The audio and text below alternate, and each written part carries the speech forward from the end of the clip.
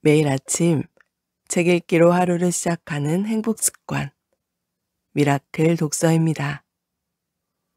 오늘 함께 읽어볼 책은 엮이면 피곤해지는 사람들, 에노모토 히로아키 지음, 이지연 옮김, 샘앤 파커스에서 펴낸 책입니다. 프롤로그. 지금도 당신의 신경을 곤두서게 하는 그 사람 이야기. 진짜 사람 피곤하게 하네. 속으로 이렇게 외치고 싶은 사람이 있습니다. 그 사람하고 엮이면 왠지 모르게 지치고 피곤하고 성가신 일이 생기죠. 이런 부류의 사람들은 대체로 몇 가지 비슷한 성향을 보입니다. 쓸데없이 세세한 부분에 집착한다. 만날 때마다 푸념을 늘어놓는다. 별일 아닌 일에 금세 풀이 죽는다. 무조건 아니라고 하거나 남의 말에 부정적이다. 자신에게 주목하지 않거나 지켜 세워주지 않으면 불편한 심기를 드러낸다. 술에 취하면 치댄다. 말 한마디로 분위기를 싸하게 만든다. 이외에도 많습니다. 이런 사람과 엮이면 이러지도 저러지도 못한 채 스트레스가 쌓입니다. 진심으로 적당히 좀 해라 라고 충고하고 싶죠. 타입은 다양하지만 어떤 직장이든 성가시고 피곤한 사람은 꼭 있습니다. 우리는 이런 경우를 두고 돌 플러스 아이 질량 보존의 법칙이라는 말을 쓰기도 하죠. 그런 사람을 상대하다 보면 마음의 에너지를 빼앗기고 업무에 지장을 초래하는 경우도 생깁니다. 하지만 업무상 또 아예 피해 다닐 수 없으니 정말 돌아버릴 일입니다. 엮이면 피곤해지는 사람은 직장뿐 아니라 일상생활에서도 어디에서나 존재하죠. 특히 같이 어울리는 친구 중에 그런 사람이 있으면 매우 성가시고 골치가 아픕니다.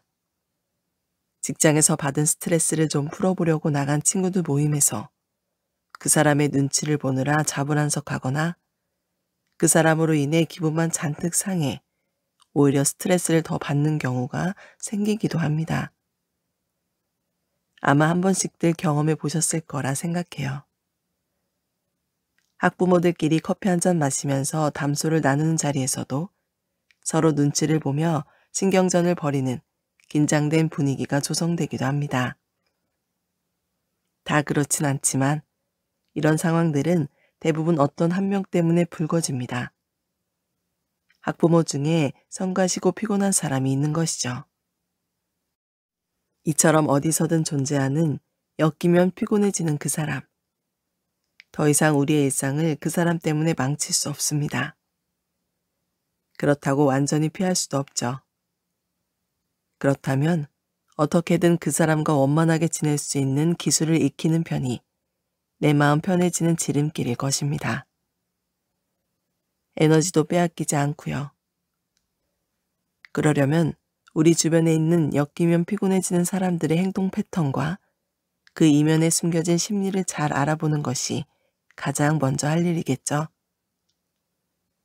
그들의 일정한 행동 패턴을 알면 그들의 반응을 예측할 수 있고 적당히 둘러대고 넘기면서 깊게 엮이지 않을 수 있습니다. 또 그들의 심리를 알면 이상한 방향으로 그들을 자극하지 않을 수도 있습니다. 그들의 비위를 맞추려는 것이 아닙니다. 우리의 기분을 지키기 위해서입니다. 때로는 그래, 저렇게 생겨먹은 거니 어쩔 수 없지 뭐 라며 넓은 마음으로 봐줄 수도 있겠죠. 덕분에 성가시고 짜증스러운 마음 또한 가라앉힐 수 있습니다. 웃기면서도 슬픈 사실은 당하는 사람은 질릴 대로 질린 상태인데 정작 본인은 본인이 얼마나 피곤한 사람인지 꿈에도 모른다는 것입니다. 기분이 상하고 일이 꼬이고 피해를 보는 것은 주변 사람들일 뿐입니다. 잘 생각해 보면 이런 상황은 당황스럽고 혼란스러운 일이 아닌가요? 이 사실은 우리를 흠칫하게 합니다. 주변을 피곤하게 하는 사람은 정작 자신이 그런 가해자인 줄 모른다. 어쩌면 우리 자신도 모르는 사이 주변 사람에게 엮이면 피곤해지는 사람으로 분류되어 있을지도 모르는 일이니까요. 사실 저 역시 어떤 사람에게는 엮이면 피곤해지는 사람일 수 있습니다. 심리학을 전공하고 그와 관련된 일을 하다 보면 단순히 주변 사람을 관찰하는 것만이 아니라 사람들의 반응을 참고하면서 나 자신을 되돌아보는 경우가 많습니다. 그래서 자기 인지를 잘하는 편이긴 하지만 이런 사람이 또 주변에 있다고 생각해 보면 글쎄요. 저를 곁에 두고 잘 지내고 있는 주변 사람들에게 갑자기 감사한 마음이 드네요. 그런데 여기서 한 가지 짚고 넘어가야 할 점이 있습니다. 과연 성가시지 않고 피곤하지 않는 사람이 되는 것이 좋은 것일까요? 있는 듯 없는 듯 무색투명한 존재가 좋은 것일까요? 남을 귀찮게 하지 않지만 어쩐지 좀 무미건조한 느낌이 들진 않나요? 사람은 적당히 자신만의 색깔과 고집이 있어야 하지 않을까요? 단, 어떤 부분에서 어떻게 고집을 부리느냐가 문제일 것입니다. 우리는 이 책에서 우리 주변에 꼭 한 명씩은 존재하는 엮이면 피곤해지는 사람들에 대해 살펴보려고 합니다. 그 사람들의 특징을 이야기하면서 공감하는 시간도 가져보고 또 그들이 가지고 있는 심리에 대해서도 알아보려고 합니다. 가지각색의 그 사람들을 10가지 타입으로 나눠보기도 했습니다. 또 최대한 내 기분과 마음이 상하지 않을 수 있도록 그런 사람을 상대하는 방법과 나 자신이 그런 사람이 되지 않으려면 어떻게 해야 할지까지 살펴보겠습니다. 에노모토 히로아키. 어차피 사람은 안 변한다. 바꾸지 않고 내 속 편해지는 법. 그 사람의 꼬인 성격은 바뀔 수 있을까? 엮이면 피곤해지는 사람이 평범해질 수 있다면 얼마나 좋을까요? 그런데 그런 일은 실제로 일어나기 어렵습니다. 잠시 상상을 해볼게요. 규칙이나 순서에 집착하는 융통성 없는 사람이 임기응변으로 대응할 수 있는 유연성을 기른다. 자신이 옳다고 착각하고 자신의 의견을 밀어붙이는 사람이 남의 의견에 귀를 기울이고 자신과 다른 사고방식을 존중하며 이해하려는 자세를 갖는다. 감정 기복이 심해서 사소한 일도 크게 부풀리고 수선을 떠는 사람이 정서적으로 안정되고 매사에 냉정한 태도로 동요하지 않는다. 취사 선택을 못해서 항상 두서없이 말하는 사람이 세세한 것에 신경 쓰지 않고 요점만 알기 쉽게 설명할 수 있게 된다. 상상만 해도 속이 다 시원해지는 기분입니다. 하지만 그리 쉽게 실현될 수 있는 일이 아니긴 합니다. 주변에 그런 사람 한 명을 떠올려 보세요. 매번 푸념만 늘어놓던 사람이 하루아침에 긍정 파워를 내뿜는다거나 남의 말 잘 안 듣고 자기 말만 하던 사람이 내 말을 경청해 준다거나 하는 고개가 절레절레 흔들어지죠. 아시겠지만 사람이 변하는 건 정말 어려운 일입니다. 그렇다면 그들의 꼬인 성격은 영영 고칠 수 없을까요? 이 또한 단언하긴 어렵습니다. 성격적인 요소는 변하지 않더라도 그 성격을 드러내는 방법은 바꿀 수 있기 때문입니다. 그 사람이 지닌 어떤 성향이 모조리 사라질 수는 없어도 상대방이 피곤해하지 않을 정도로 자제할 수는 있습니다. 이때 중요한 것은 그 사람 본인의 의지입니다. 그렇지 않으면 결코 바뀔 수 없습니다. 남이 뭐라고 지적한들 그리 간단히 바뀔 수 있는 것이 아닙니다. 그래서 상대방이 변하기를 기다리는 것보다 그 사람을 적당하게 상대하는 방법을 익히는 것이 지름길입니다. 이번 장에서는 이것에 대한 이야기를 해보려고 합니다. 남들에게는 민폐지만 본인에게는 무기. 본인이 남들 눈에 엮이면 피곤해지는 사람으로 비춰진다는 사실을 알고 이대로는 안 되겠다 라며 간절하게 바뀌기를 원한다면 약간의 기대를 걸어볼 수도 있습니다. 하지만 아무리 이대로는 안 되겠다, 바뀌어야 한다고 마음먹어도 실제로 본인의 왜곡된 부분을 바로잡고자 행동하는 사람은 매우 적습니다. 현실을 바꾸는 데에는 엄청난 심적 에너지가 필요하기 때문입니다. 병적으로 사소한 일에 집착하는 성향, 실패를 극도로 두려워하는 성향, 매사에 경쟁심을 불태우는 성향 등 이런 것들은 오랫동안 지속되어 온 것이라 그 사람의 마음속에 내재화되어 있습니다. 마치 습관처럼 굳어버린 심리 성향과 행동 패턴은 자동화되어 지극히 자연스럽게 드러나게 됩니다. 그래서 이를 바꾼다는 것은 쉬운 일이 아닙니다. 무심코 주변 사람을 피곤하게 했다고 합시다.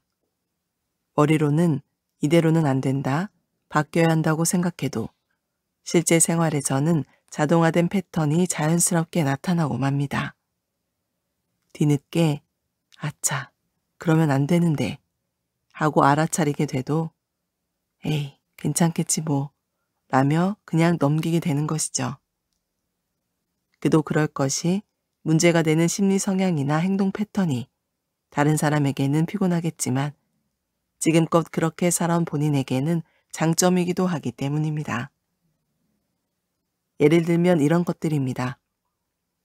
병적으로 사소한 것에 신경을 쓰다 보니 주의력이 좋아서 실수가 적었다거나 실패를 극도로 꺼려서 치명적인 실패를 하지 않았다거나 경쟁심이 강해서 남에게 지지 않으려고 노력한다거나 이런 심리 성향과 행동 패턴은 표출되는 방법에 따라서 단점이 되기도 하고 장점이 되기도 합니다. 사람은 쉽게 변하지 않는다. 그 사람들은 본인 나름의 고집이 있습니다. 한 예를 들어보겠습니다. 소극적인 모습을 바꾸고 싶다고 말하는 사람이 있습니다. 그 사람의 이야기를 들어보면 항상 남을 배려하고 본인을 내세우지 않아서 손해를 보는 편이라고 합니다. 그런데 이런 사람들은 본인의 성격에 대해 푸념을 하다가도 이렇게 말합니다. 이런 성격이 손해를 보니까 좀 더 적극적인 사람이 되고 싶어요. 근데 주변에 보면 비정상적으로 적극적인 사람이 있지 않나요? 잘 보이려고 자신을 포장한다든지 뻔뻔스럽게 느껴지는 그런 사람이요. 그런 사람은 보기 좀 그래서 싫더라고요.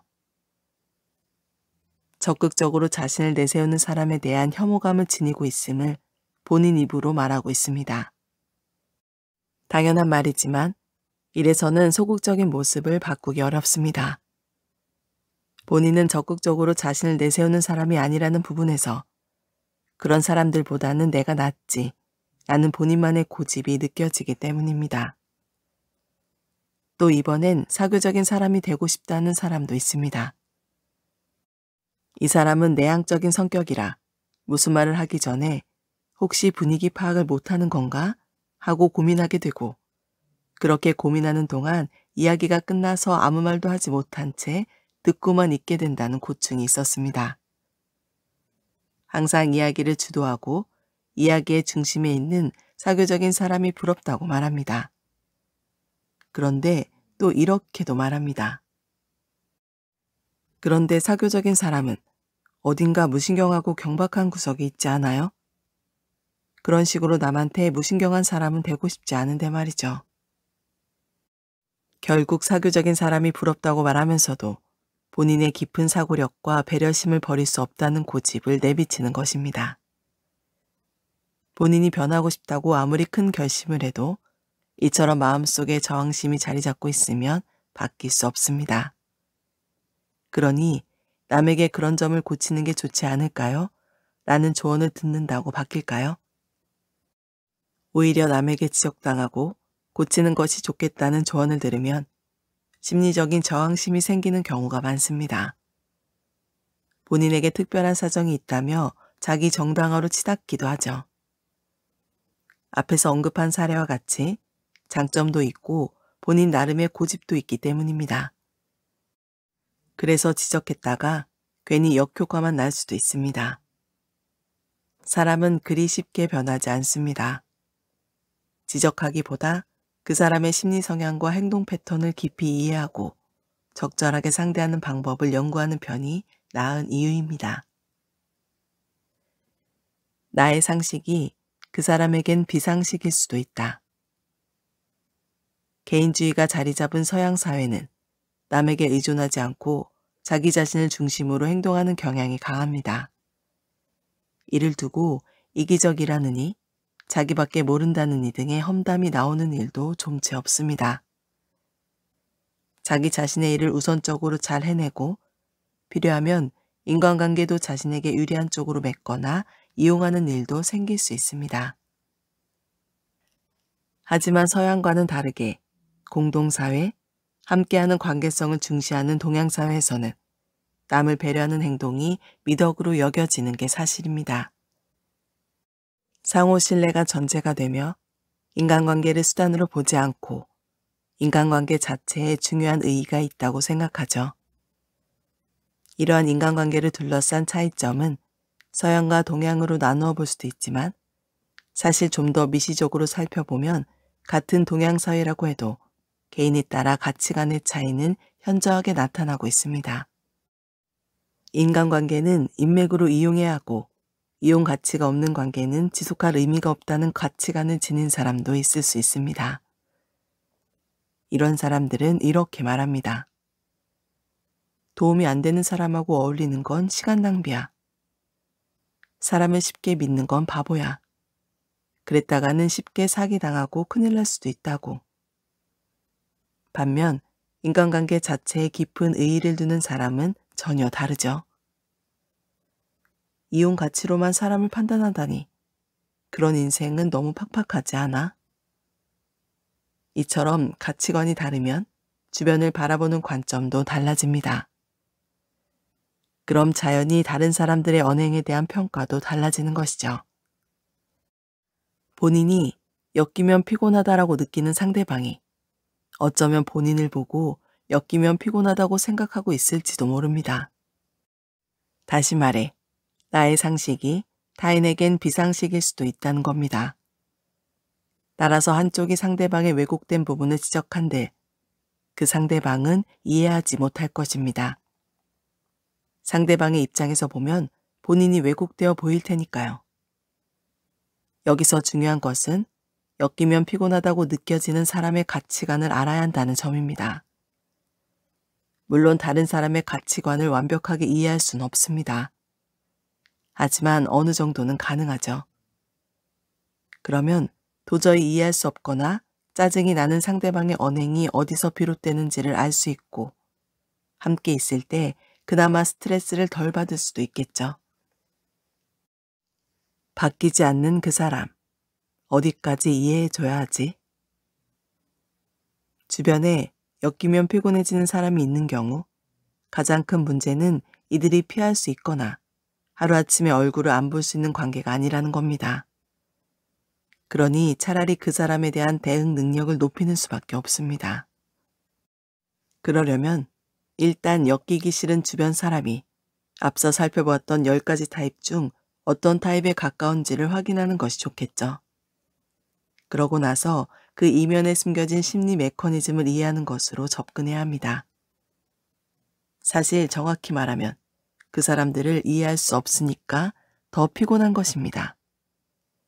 대체 왜 저러는지 알 수 없으니 짜증이 나는 것이고요. 그러니 상대방의 심리 메커니즘을 알면 그런 짜증과 피곤함을 대폭 줄일 수 있습니다. 가볍게 주의를 준 것일 뿐인데 반발하는 부하 직원도 실은 마음속에 자신감 없는 나약함이 숨겨져 있습니다. 상사가 건넨 주의가 얕잡아 본다는 불안감을 자극해서 본인의 부족한 부분을 되돌아볼 여유도 없이 욱하고 마는 것입니다. 이런 심리 메커니즘을 알면 어쩔 수 없지 하며 원만하게 넘길 수 있습니다. 왜 저럴까 했던 짜증도 이런 심리 메커니즘을 알면 어떻게 하면 자기 자신을 되돌아보게 할 수 있을까 라는 생각으로 전환이 되는 등 내 마음에 여유가 생길 것입니다. 남에게 상처 주는 말을 아무렇지 않게 하고 분위기를 망치는 사람들은 왜 그럴까요? 마음속 모니터 카메라가 고장났기 때문에 주변의 반응을 살피거나 본인의 언행이 적절한지 확인하는 일이 어렵기 때문입니다. 왜 그러는지 조금만 알아도 구제불능이라는 생각은 들어도 훅 짜증이 올라오거나 기분이 상하지는 않습니다. 절차에 집착해서 별거 아닌 일로 업무를 중단시키는 융통성 없는 상사도 실은 자신감이 없는 것이죠. 규칙이나 전례를 지켜야 불안하지 않는 것입니다. 유연하게 대응할 능력이 떨어지기 때문에 유별나게 정해진 순서를 의식하고 그렇게 움직일 수밖에 없는 것입니다. 이런 심리 메커니즘을 알면 일일이 짜증내거나 초조해하지 않고 원만하게 넘어갈 수 있습니다. 아니, 왜 저런데 집착하고 난리지? 발을 구르며 격분할 일이 사라지고 그래서 그러는 거겠구나. 답답한 스타일이라서 유연하게 대응하지 못하는 거야. 라는 전제하에 어떻게 하면 저 사람을 안심시킬 수 있을까? 어떻게 하면 일을 진행할 수 있을까? 이성적인 대응으로 상황을 바꿔갈 수 있습니다. 뭐 그렇게까지 우리가 그 사람을 이해해줘야 하나? 다시 말하지만 이해해주거나 그 사람을 품어주려는 것이 아닙니다. 그 사람으로 인해 엉망이 되어가는 상황과 우리의 기분을 지키기 위해서죠. 이처럼 초조해하거나 짜증내지 않고 그 상황에서 냉정하게 대처할 수 있으려면 2장과 3장을 참고로 엮이면 피곤해지는 사람에게 나타나는 전형적인 성향과 유용한 대책을 알아두는 것이 중요합니다.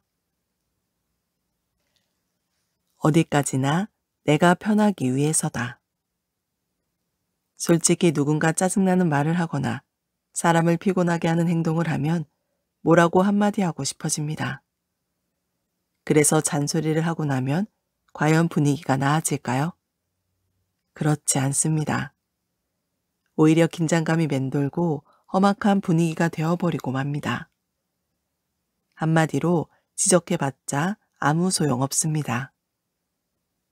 여기서 한 가지 주의해야 할 점이 있습니다. 엮이면 피곤해지는 사람의 심리 메커니즘을 알게 되면 상대방이 왜 그런 언행을 했는지 그 심리적인 요인이 빤히 보여서 그 부분을 지적하고 싶어질 수 있습니다. 그런데 상대방의 행동 패턴의 이면에 숨겨진 심리 메커니즘을 안다고 해서 그 부분을 지적하는 것은 금물입니다. 예를 들어 남에게 상처 주는 말이나 뻔뻔한 말을 아무렇지 않게 내뱉는 사람이 있다고 해봅시다. 그렇게 말하면 상대방이 상처받죠. 당신은 마음속에 모니터 카메라가 고장나서 자신의 언행이 얼마나 부적절한지 모르는 것 같아요. 주변 사람들이 당신의 말과 행동에 얼마나 큰 상처를 받고 짜증이 나는지 모르겠어요? 마음속 모니터까지 운운하며 이렇다 저렇다 지적한다고 과연 그 사람이 반성을 할까요? 절대 아닐 것입니다. 오히려 흥분해서 반론을 제기할 테죠. 논리적으로 반론할 수 없을 때는 감정적인 반발심을 드러내며 험악한 분위기를 조성할 것이 뻔합니다. 가벼운 지적과 주의에도 감정적인 반발심을 드러내며 필사적으로 핑계를 대서 본인을 정당화하려는 사람이 있다고 생각해 봅시다. 자네는 왜 솔직하게 자신의 부족한 점을 인정하지 못하는지 아나? 열등감 컴플렉스가 강해서 그런 거라네. 자신감이 없고 남들이 바보 취급하지 않을까 하는 불안감이 강한 거지. 그래서 남들이 자네의 부족한 부분을 지적하면 얕잡아 본다는 불안감이 자극돼서 감정적으로 욱하거나 필사적으로 자신의 유능함을 과시하려고 하는 거지. 그런데 그런 모습이 남들 눈에 얼마나 보기 흉한 줄 아나? 그런 모습이 오히려 자네 마음속의 불안감을 들키게 하고 주변 사람들이 자네를 자신감 없는 사람이라고 판단하게 만들지. 실제로 다들 그렇게 생각한다네. 그리고 가장 큰 문제는 자네가 자기 자신을 솔직하게 되돌아보지 않아서 부족한 점을 고치지 못하는 거라고. 그러니 이런 점을 고치는 편이 좋겠어. 과연 이런 지적을 받고 냉정해질 수 있을까요? 오히려 열등감 컴플렉스가 활성화되어 매우 거세고 공격적인 반응을 보일 수 있습니다. 컴플렉스는 무의식에 몰려 있어서 본인이 의식하지 못하는 곳에서 공격적인 반응을 일으키기도 합니다. 어쨌든 엮이면 피곤해지는 사람의 언행 뒤에 숨겨진 심리 메커니즘을 지적해도 상황이 건설적인 방향으로 전개될 것이라고 기대하기는 어렵습니다. 오히려 분위기만 망치고 더 성가신 일만 벌어지는 경우가 많고요. 따라서 지적은 금물입니다. 어디까지나 내가 편하기 위해서요. 사람은 누구나 내 모습 그대로의 나를 받아주길 원한다. 친절한 사람 중에 이런 사람이 있습니다.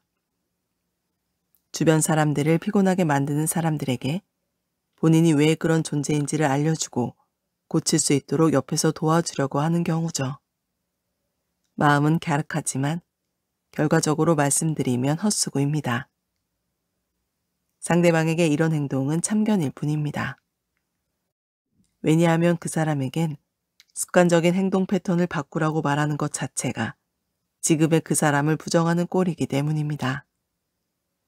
아무리 진심 어린 조언을 덧붙인들 지금 당신의 행동은 잘못됐다 라는 말을 냉정하게 받아들이는 건 너무 어려운 일이기 때문입니다.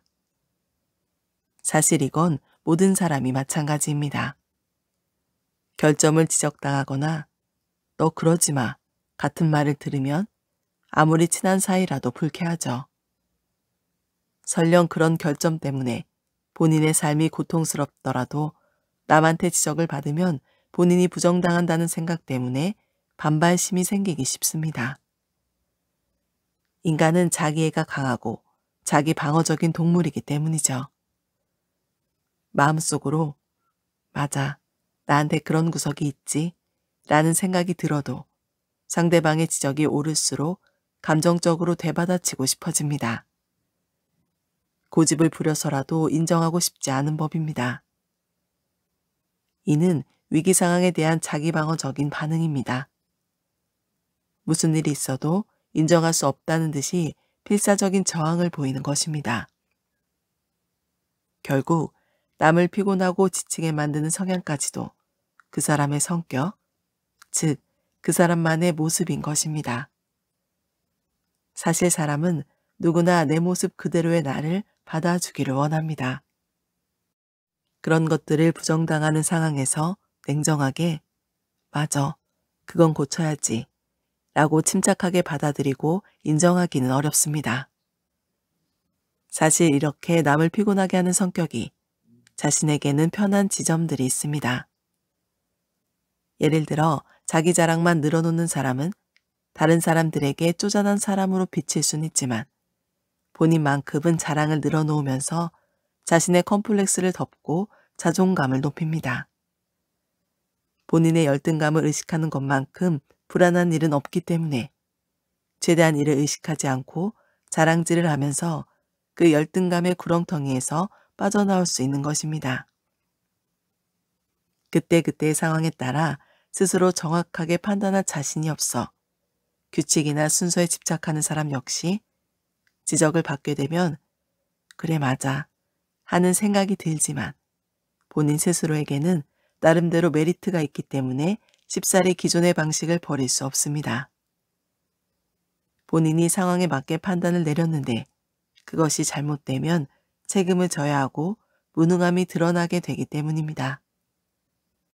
절차상 그건 인정할 수 없다. 정해진 순서를 무시해서는 안 된다. 라는 판단을 내리면 책임져야 할 실수를 저지르지 않을 뿐만 아니라 본인의 무능함이 들통날까봐 노심초사하지 않아도 되니 얼마나 편하겠습니까? 이런 안전지대를 벗어나지 않기 위해서라도 남을 피곤하게 할지언정 그 굴레를 벗어던지지 못하는 것입니다. 이런 다양한 사정 때문에 인간은 오랜 세월에 걸쳐서 익숙해진 본인의 행동 패턴을 여간해선 바꾸려 하지 않습니다.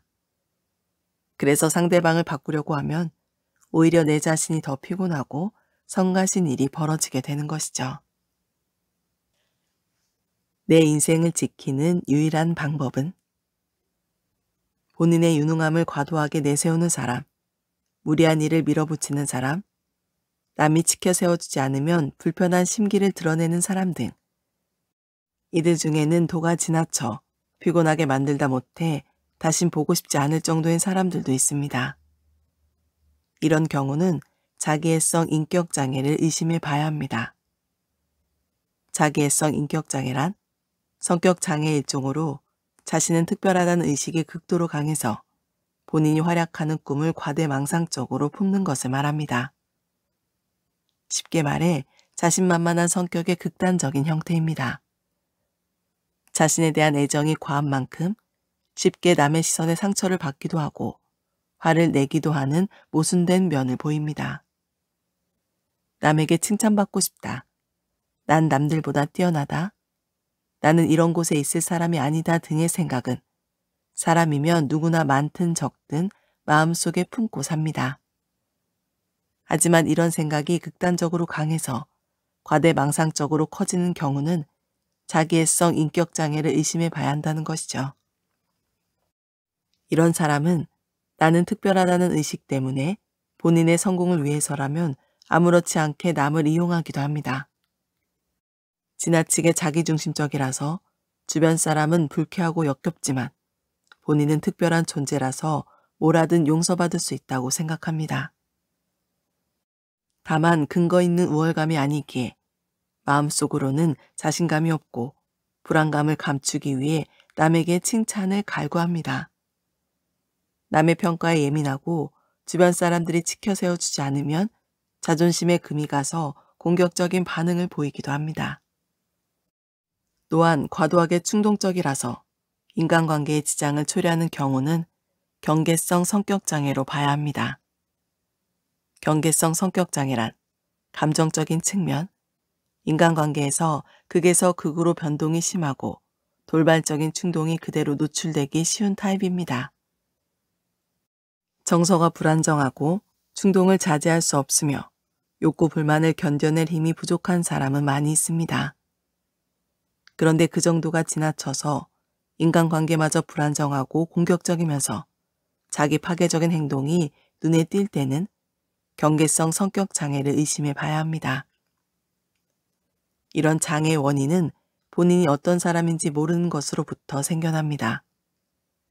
본인에 대해 알지 못하니 자신감이 없고 감정과 행동, 자기 의식의 측면에서 불안정한 모습이 나타나는 것이죠. 이런 사람은 본인에게 가치를 느끼지 못하는 불안감을 갖고 있고 공격성이 본인을 향해서 자포자기 성향이 강한 자기 파괴 행동을 드러내기도 하며 때로는 그 공격성이 타인을 향하기도 합니다. 상대방을 이상화해서 전적으로 의존하거나 뭔가를 계속해서 기대하거나 마음에 든다고 했다가 갑자기 사람을 잘못 봤다느니 배신을 당했다느니 비난하고 깎아내리는 등 타인에 대한 평가가 극에서 극으로 치닫는 것도 자신감이 없기 때문이라고 할 수 있습니다. 기분이 좋다가도 사소한 말 한마디에 불같이 화를 내는 등 극심한 감정 변화도 경계성 성격 장애의 특징입니다. 얼핏 보기에 보통 사람처럼 평범하게 일을 하고 잘 적응하는 것처럼 보여서 짧은 만남만 갖거나 친한 사이가 아닐 경우에는 이런 행동의 심각한 문제점을 좀처럼 발견하기 어렵기도 합니다. 그런데 가까워지면 어딘가 좀 이상하다는 느낌이 드는 것이 이런 타입들의 특징이죠. 심하게 의존적이거나 뭔가를 끊임없이 과도하게 요구하거나 상대방이 자기 뜻대로 되지 않으면 불같이 화를 내고 상대방을 무리하게 조종하려고 속임수를 쓰기도 합니다. 이렇게 자기중심적인 성향이 강한 조작성 때문에 이들은 긴밀한 인간관계를 유지하지 못합니다. 이런 인격적 장애를 앓는 사람은 엮이면 피곤해지는 것은 물론 자칫 잘못하면 나쁜 방향으로 휘둘릴 수 있고 내 인생이 꼬일 가능성도 있으니 적당한 거리를 둬야 합니다. 오늘 미라클 독서는 여기까지 읽도록 하겠습니다. 오늘도 감사합니다.